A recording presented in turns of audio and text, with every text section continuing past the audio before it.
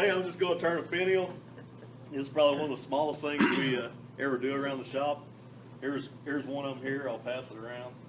And Roger said there was some interest in having a finial. Nobody came up with anything, so he asked me if I'd turn a finial. So this is going to be my interpretation. There's other ways of turning these. Cindy drove the premier finial turner. So if you want to check out any videos, I would check out her video. Okay, so basically what I've done is I've put the pin jaws on here, and I can hold a 3/4 inch piece.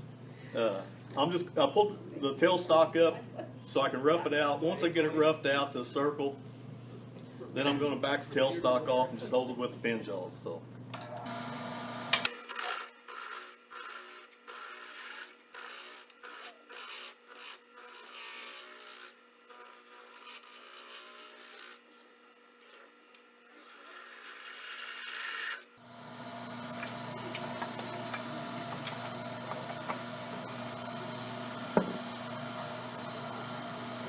Okay, I'm going to basically try to make one like what I've got passing around.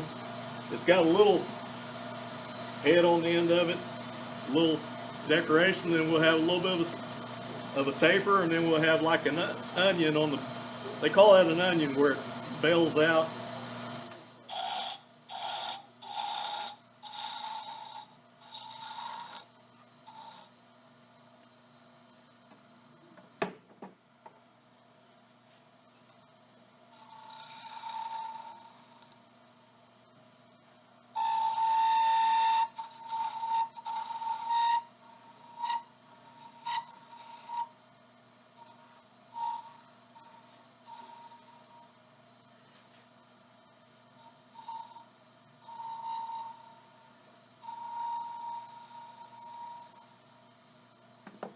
I've taken a little bowl gouge here and I put a very fine grind on it. It's my detail one. That one I can get in here.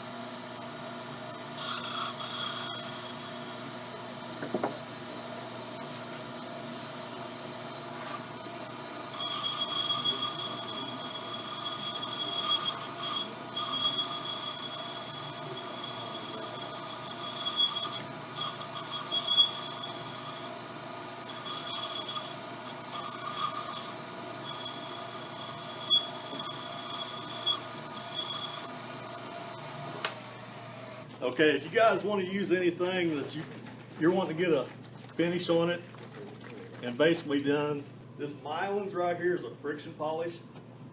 It really works good as far as getting if I'm going to do a bowl, I'm going to put tongue oil on it and I'm going to buff it with my bill system. But if I'm going to do something like this and I want it done as soon as I take it off the lathe, then I'm going to use this stuff. And all it is just a friction polish.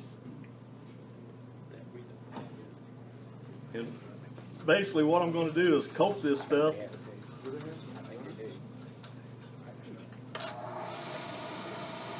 and then just use your rag to buff it. And I'm putting a little friction on it. I'm squeezing down on it, making it give some buff to it. Now, if I would have sanded this down to a little bit smoother, it would probably be take a little bit better. I'm never going to go back to this tip now. That tip right there, stay away from it. Because from here on out, we're going to be too thin to safely go back without getting a lot of chatter.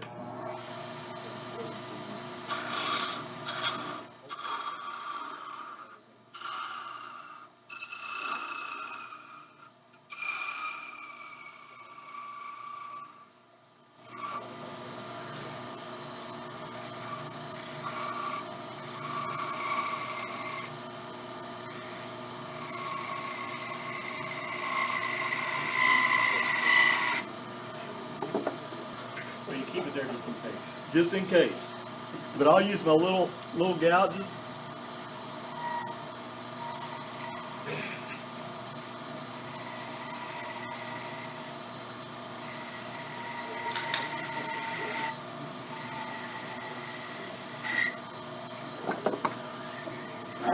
And you're working from little to big. You're keeping enough meat back here that keeps you from vibrating. And basically, if you just go back out here, you might be able to make a cut out here, but you probably have too much chatter. So now,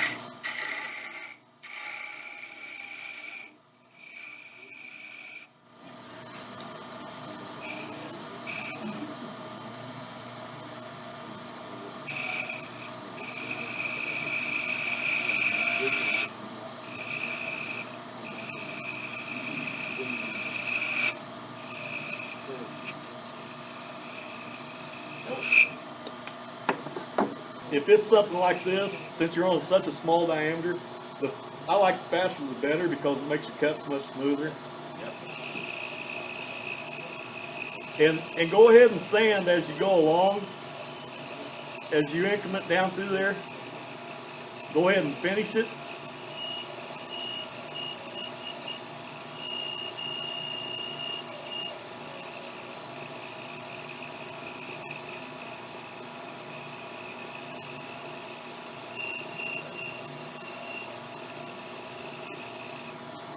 I think this is about 220 grit.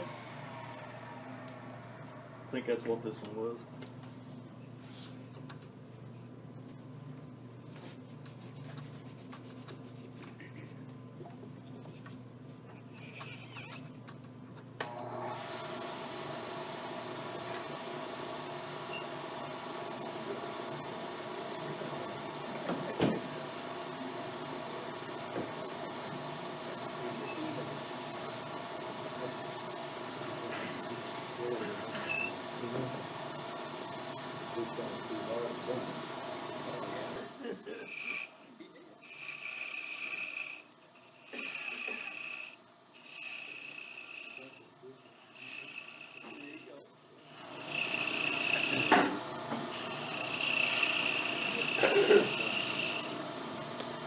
And with spindle turning, you always go from the high down to the low.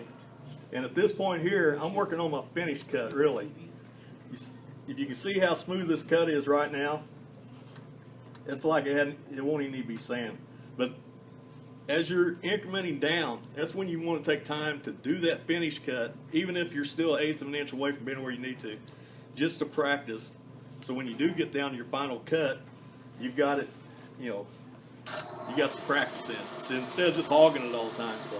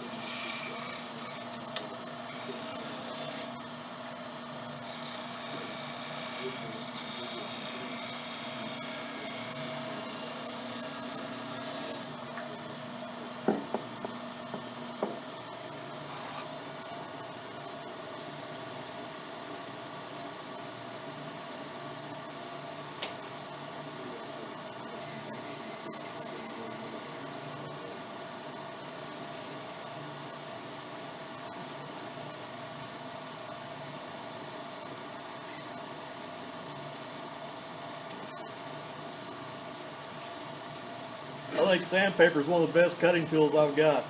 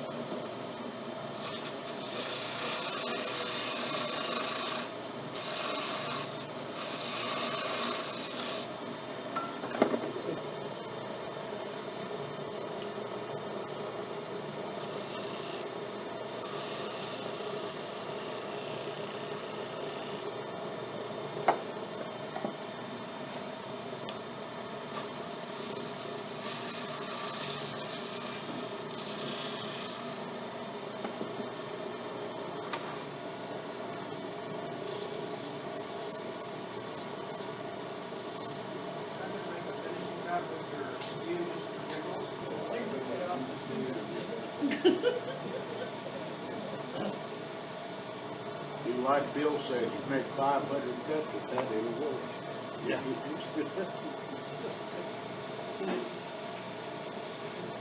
Or you're gonna have 500 scrap pieces of wood, one or the other. Save one.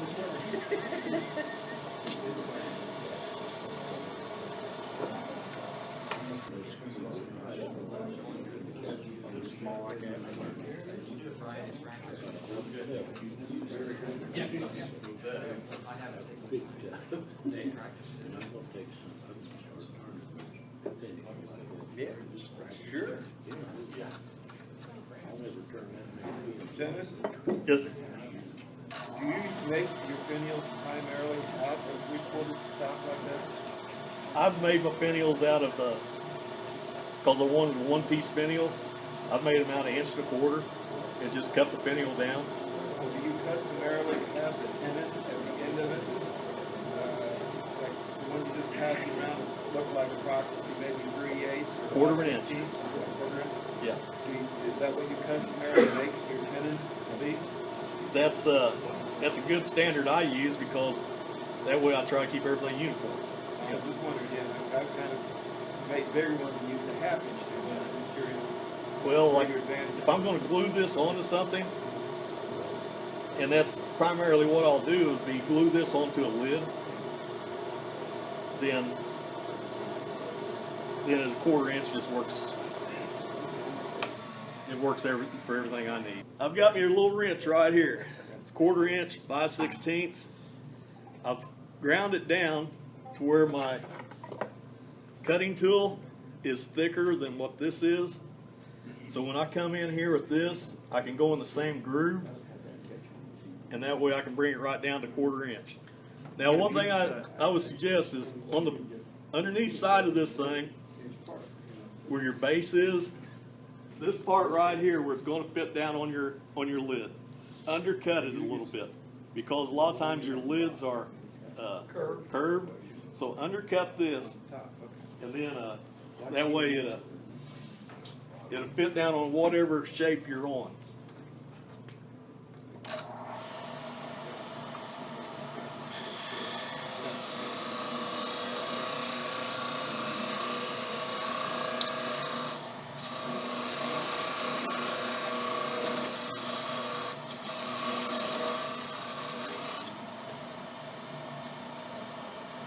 Okay, I'm just going to take this wrench, I'm going to put it on the other side here.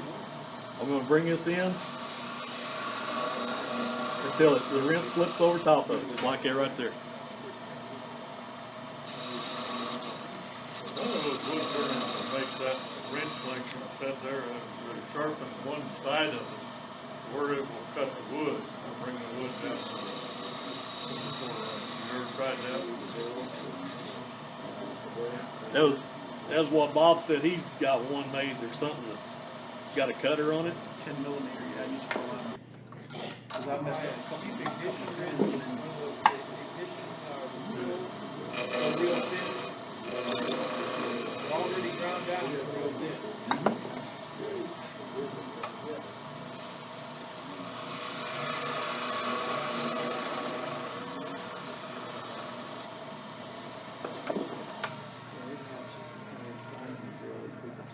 And there we have it. Very nice. But I'll adjust it. So Dennis, have you ever